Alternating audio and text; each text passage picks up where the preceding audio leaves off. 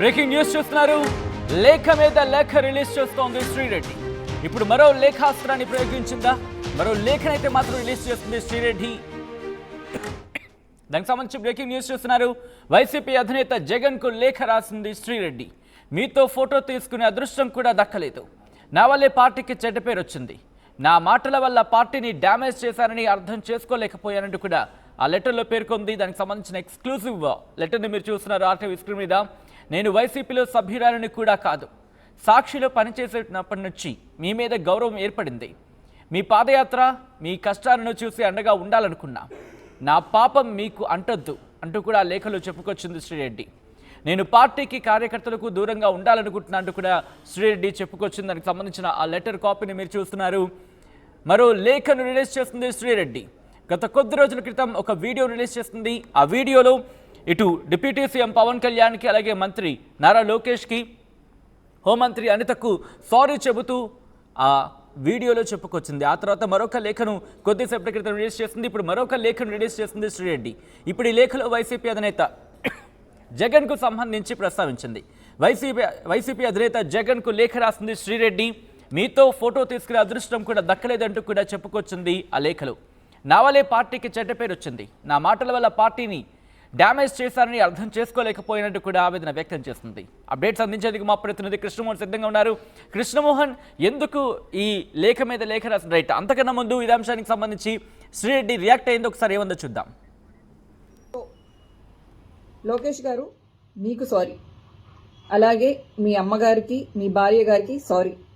అలాగే అనిత గారు సారీ. అలాగే పవన్ కళ్యాణ్ గారు సారీ. మీ కుటుంబ సభ్యులకు కూడా సారీ. నా కుటుంబాన్ని దృష్టిలో పెట్టుకుని, అలాగే నాకు భవిష్యత్ ఏమీ లేదనుకోండి, నేనేం పెళ్లి పెటాకులు ఇవన్నీ అని అనుకోవట్లేదు. నా వలన నా ఫ్యామిలీకి ఇబ్బంది రాకూడదని చెప్పేసి, అలాగే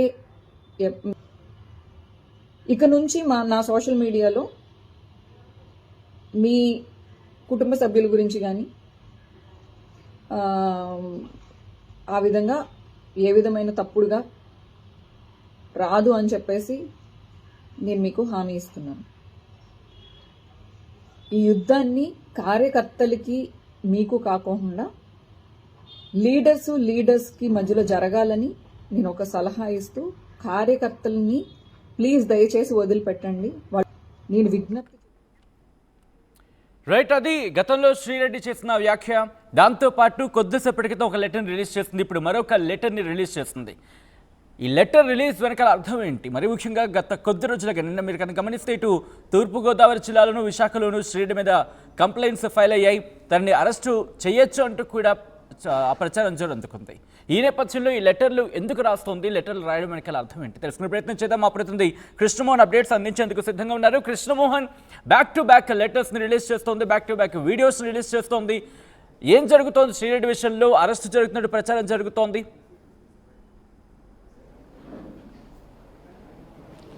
సచిన్, మొత్తం మీద శ్రీరెడ్డి వైసీపీ కార్యకర్తగా, వైసీపీ అభిమానిగా ఉన్న శ్రీరెడ్డి గత 5 సంవత్సరాలుగా ప్రత్యర్థుల మీద విరుచుకుపడ్డ శ్రీరెడ్డి ఇప్పుడు తాను పశ్చాత్తాపం చెందుతున్నాను, నన్ను మన్నించాలి, నన్ను క్షమించాలి అంటూ ప్రాధేయపడుతూ లేఖల మీద లేఖలు రాస్తున్న పరిస్థితి మనం చూసాం. ఉదయాన్నే నారా లోకేష్కి, పవన్ కళ్యాణ్కి, అలాగే చిరంజీవికి, నాగబాబుకి, తర్వాత షర్మిలాకి, సునీతమ్మకి, వీళ్ళందరికీ కూడా క్షమాపణలు చెప్తూ ఒక 2 పేజీల లేఖ రాసిన శ్రీరెడ్డి ఆ తర్వాత జగన్మోహన్ రెడ్డికి, భారతమ్మకి కూడా లేఖ అయితే రాసిన పరిస్థితి అయితే ఉంది. ఈ లేఖలో క్లియర్గా ఒక మాట అయితే చెబుతుంది. ఈ జన్మకు మిమ్మల్ని నా కళ్ళతో టీవీలో కాకుండా నిజంగా నేరుగా చూసే ప్రయత్నం జరగలేదు. మీతో ఒక ఫోటో కూడా తీసుకునే అదృష్టం నేను కోల్పోయాను అని అనుకుంటున్నాను అని చెప్పి ఒక లేఖ రాశారు. ఎందుకంటే నా పేరుతో వైసీపీకి చెడ్డ పేరు తీసుకుని వచ్చాను. గడిచిన కొంతకాలంగా కొన్ని రోజులుగా మీడియాలో నేను చేసిన పనికి అనేక మంది వైసీపీని దుమ్మెత్తిపోయడమే కాకుండా నన్ను ఎన్నో విధాలుగా పొంగదీసింది. నేను పార్టీని అనేక మంది మాటల దాడి నుంచి కాపాడటంలో ఎక్కువ డ్యామేజ్ చేస్తున్నానని గ్రహించలేకపోయాను అనేది ఆమె మాట్లాడుతున్న పరిస్థితి. అలాగే పార్టీని అనేక మంది, నేను అట్లీస్ట్ వైసీపీలో సభ్యురాలను కూడా కాదు, సాక్షిలో పనిచేస్తున్నప్పటి నుంచి మీ ఇద్దరి మీద మీ ఇద్దరి మీద అనేక గౌరవ మర్యాదలు ఏర్పడ్డాయి. కానీ పార్టీలో ఎన్ని కష్టాలకు వచ్చి అధికారంలో ఇప్పుడు తిరిగి అధికారంలో ఒక కష్టకాలంలో పడింది. మధ్యలో ఎన్నో కష్టాలు పార్టీని వెంటాడాయి.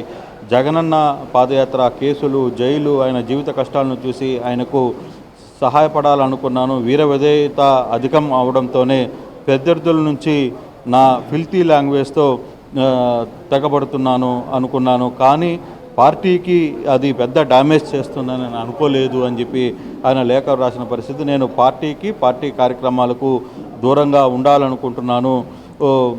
పార్టీ